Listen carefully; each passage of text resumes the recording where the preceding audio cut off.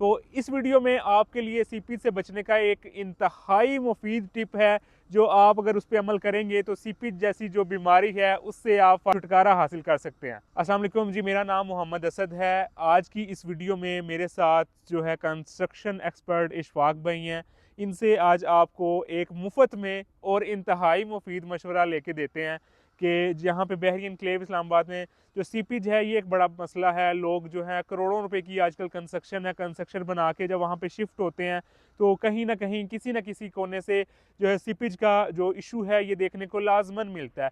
तो ये असल में किस वजह से ये सीपीज आती है ये भी जानते हैं, और इससे किस तरह बच सकते हैं। जो केमिकल मार्केट के अंदर महंगे तरीन केमिकल जो फ़रोख्त हो रहे हैं, क्या उनसे छुटकारा हासिल किया जा सकता है, या इसके पीछे कोई टेक्निकल चीज़ है जिसे फॉलो करने से आप सीपीज जैसी जो बीमारी है उससे बच सकते हैं। अब भाई कंस्ट्रक्शन करने वाले बहुत से लोग जो है, इससे ख़ास तौर पे वो लोग जो नौकरी पेशा हैं, जो खुद उस तरह से प्रॉपर टाइम नहीं देते, वो रवायती ठेकेदारों के हवाले एक अपनी कंस्ट्रक्शन कर देते हैं। जब मूव होते हैं तो जनाब हर एक दीवार जो है वो गीली उन्हें मिलती है। सीपीज के मसले मसाइल, कहीं लीकेज के मसले मसाइल। तो ये आखिर सीपीज आप बताएं कि ये आती क्यों है बैरियन क्लेव में?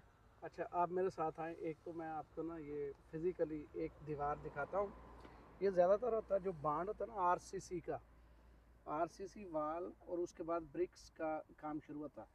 तो वो उस जगह से ज़्यादातर सीपी जाती है। तो मैं क्या करता हूँ असद भाई, आरसीसी का 1 फीट और जो वो बांड है, जो जॉइंट बनता है, भाई उससे ऐसे ऊपर। हाँ, ऐसे मैं लोगों दिखाता को हूँ समझ आपको, नहीं है कि जरा मैं प्रैक्टिकल दिखा दिखाता हूँ। दें कि हाँ, किस तरह किस चीज़ को आखिर फॉलो करने से ठीक इस मसले से जो है वो बचा जा सकता है। ठीक है। क्योंकि जाहिर है लोग बड़े महंगे बेचारे पेंट करवाते हैं, लेकिन बाद में जब सीपीज एक दफ़ा निकलती है तो वो पेंट का भी बेड़ा गर्क होता है। अच्छा असद भाई, बिल फर्ज ये इधर तक आरसीसी है, कंक्रीट है।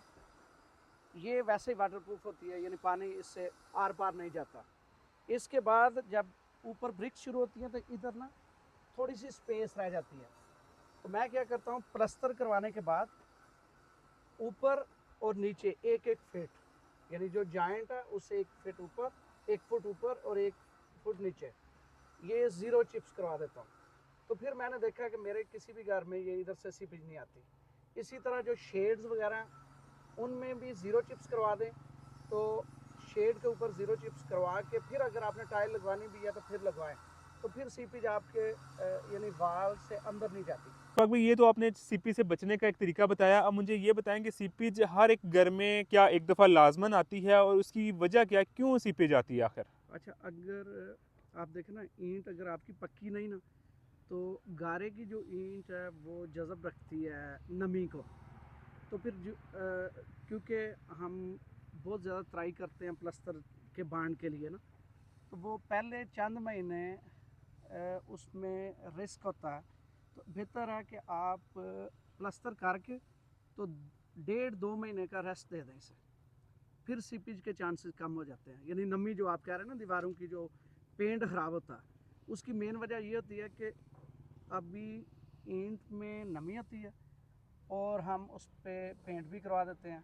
फिर वो ईंट नमी छोड़ती है तो पेंट ख़राब होता है। अच्छा शफाक भाई, जो ये लीकेजेस वगैरह होती हैं इनसे बचने का क्या तरीकाकार है? अभी मैंने रिसेंटली एक घर सेल किया। वो जो बिल्डर थे, अल्लाह उन्हें जज़ाए खैर दे मैं तो अच्छे लफ्ज़ों में जो है ना, मुझसे अब क्या बंदा कहे कि उन्होंने कॉस्मेटिक के लिहाज से तो घर को बड़ा टिप टॉप किया हुआ था, लेकिन वो जो मेरे क्लाइंट जो बाद में मूव हुए वहाँ पे कभी कोई लाइन जो है वो ड्रेनेज कोई ब्लॉक हो रही है, कभी कहीं से लीकेज हो रही है। तो ये चीज़ों को कैसे जो है कंस्ट्रक्शन के दौरान आप इनसे बचा जा सकता है? बस प्रोफेशनल बंदा जिसने कोई डिप्लोमा वगैरह किया हुआ हो, प्लम्बर, वो लें। और उस पर फिर अपनी सुपरविजन भी रखें, उसको चेक भी करें, क्रॉस चेक भी करें कि काम सही कर रहा है कि नहीं। यानी प्रोफेशनल बंदा हो तो आपका ये सीपीज का रिस्क जो प्लम्बिंग वगैरह का, सेवरेज का, वो कम हो जाता है। तो इधर इस तरह था कि बंदा कुछ दिन एज ए शागिर्द काम करता है, फिर साथ कहता है कि मैं अब खुद कंट्रैक्टर हूँ, तो वो काम करना शुरू हो जाता है। इतना एक्सपीरियंस नहीं होता, तो यानी कि बंदा अच्छा चूज़ करना चाहिए। वक्त से पहले लोग उस्ताद यहाँ पे बने हुए हैं। हाँ, अच्छा, एक आखिरी क्वेश्चन ये है कि हम लोग चार्ज करते हैं, लोग मार्केट में 15 से 18% जो अपनी परसेंटेज है वो कंस्ट्रक्शन करवा के देने की चार्ज करते हैं। हम लोग, वो हमारी प्राइस इंतहाई मुनासिब है कि सिर्फ 10% हम, ये इस पर कोई बार्गिन वगैरह नहीं होती, फाइनल फिर सिर्फ 10% है हमारी। हाँ। लेकिन लोग इस पर भी इतराज़ करते हैं कि ये 10% हम खुद कर लेंगे, हम जो है ना ये 10% बचा लेंगे, लेकिन वो हमारे से तो 10% बचा लेते हैं, लेकिन एक्चुअल उनका लॉस किस तरह से होता है ये थोड़ा सा लोगों को बता दीजिए। ज़ाहिरी बात है असद भाई, हमारी फील्ड है, हमें एक तो रेट्स का अंदाज़ा होता है कि ब्रिक्स अच्छी जो है उसका क्या रेट चल रहा है, इसी तरह जो सेकंड नंबर की क्वालिटी है उसका क्या रेट है।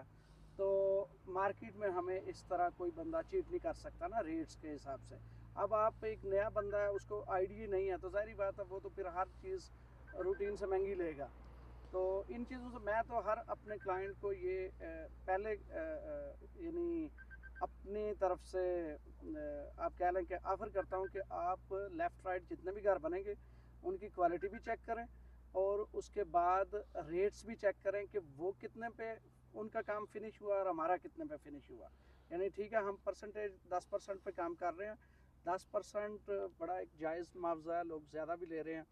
तो इसमें मेरी तो कोशिश होती है कि ये पूरा 10%, चलो अगर टोटल नहीं तो कम से कम 6-7% इनकी बचत करके बंदा उससे निकाले। तो इशफाक भी, जो लोगों का अक्सर ये होता है कि हम लोग 10% नहीं देंगे, हम लेबर रेट पे काम दे देते हैं। अब वो लेबर रेट पे काम देते हैं और लेबर जो रेट पे काम तो वो देते हैं, वो आगे से उस लेबर में कितना पैसा बचाते हैं जो हम इस परसेंटेज के अंदर नहीं बचाते, ये भी थोड़ा सा गाइड कर दीजिएगा। असल में जो लेबर रेट चल रहे हैं ना, उस पे तो बंदा पैसे बिल्कुल नहीं बचा सकता, जो मुझे समझ आई। पता नहीं, ये मेरी समझ से बाला तार है कि जो लेबर रेट चल रहा है उस पे किस तरह लोग पैसे बचाते हैं। यानी अगर शफाफियत से चलें तो मैं तो 1 रुपया भी नहीं बचा सकता लेबर रेट में। यानी जो आपकी सारी लेबर के बनते हैं ना, आप ब्रिक्स वाला देख लें, प्लम्बर, इलेक्ट्रिशियन देख लें, कंक्रीट वाला देख लें, स्टील फिक्सर देख लें, टाइल फिक्सर, इन सब की जब मैं कैलकुलेशन करता हूँ तो एंड पे आके वही रेट निकलता है जो लोग लेबर रेट पे ठेकेदार यानी रेट दे रहे हैं लोगों को। मुझे नहीं पता फिर वो किस तरीके से बचाते हैं। तो इसलिए परसेंटेज वाला मामला मेरे ख्याल से बड़ा इसमें शफाफियत है, दोनों पार्टियों के लिए बहुत बेहतर है। जी बिल्कुल व्यूअर्स, आपको पता चल गया होगा कि लेबर रेट पे लोग प्लस माइनस किस तरह करके किस तरह पैसे बचा सकते हैं। बाकी ये जी हमारी एक साइट चल रही है, इसका जो है अब अल्हम्दुलिल्लाह बड़े शॉर्ट टाइम के अंदर ये अपना जो सेकंड इसका ऊपर टॉप फ्लोर है उस तक पहुंच गई है। अगर आपका भी प्लॉट बहरी एनक्लेव पार्क व्यू सिटी या फिर सीडीए पार्क एनक्लेव के अंदर हैं और आप एक प्रोफेशनल टीम से अपना हाउस बनाना चाहते हैं, तो दिए गए नंबर्स पे आप रब्ता करके जो है हमसे कांटेक्ट कर सकते हैं। पहले आके हमारी साइट्स देखें, बाकी जो है काम का मिलना वो तो एक किस्मत नसीब की बात है। पहले आके आप काम चेक करें, आपका दिल सेटिस्फाई होता है तो देन इंशाल्लाह हम आगे फर्दर बातचीत भी कर सकते हैं। एक इजाफी बात मैं करूँगा असद भाई, जितने हमारे क्लाइंट्स जिनके घर हम डिलीवर कर चुके हैं उनसे आके तबादला ख्याल करें कि हम किस लेवल पे काम कर रहे हैं और उनको कितना हमने नफ़ा दिया। ये कैसे कह सकते हैं इशफाक भी, मैंने तो मार्केट में देखा कि जो भी लोग कंस्ट्रक्शन का काम किसको देते हैं उनकी तो कंप्लीशन से पहले लड़ाई हो जाती है। तो आपकी कोई झगड़ा वगड़ा नहीं हुआ? नहीं, अल्हम्दुलिल्लाह मेरे सारे ही क्लाइंट्स मेरे अब अच्छे दोस्त हैं। अच्छा, तो चलें जी, आप अगर जैसे ही विज़िट करेंगे इंशाल्लाह हम आपको अपने जो दोस्त हैं, जो साबका क्लाइंट्स हैं, उनसे भी मिलवाएंगे और अपने डिलीवर जो है प्रोजेक्ट्स वो भी दिखाएंगे। एक नई अपॉर्चुनिटी के साथ आपसे दोबारा मिलते हैं, तब तक के लिए अल्लाह निगहबान।